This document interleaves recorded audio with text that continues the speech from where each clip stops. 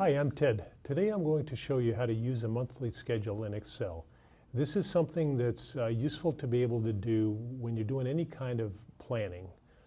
I've got a spreadsheet set up here, and Excel isn't the ideal tool to use. There are programs made just for program planning, but if you just want to make a simple schedule and even use it to do a little bit of planning, you can set up something like what I have here. Now, I'm not going to go through all the steps of how I set everything up here. Basically, you just use the grid in the Excel spreadsheet to enter in, a monthly schedule would have the task, who's responsible for it, the start and the end date.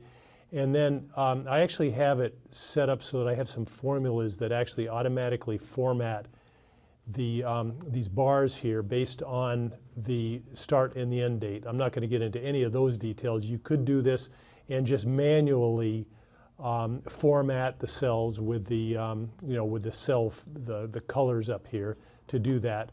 And then up here where I've got the months and the weeks, you notice I've got a column for each week, and then each of the months is actually, I use the merge option to make it look nice so that the month falls over the 4 or 5 weeks that fall within that month.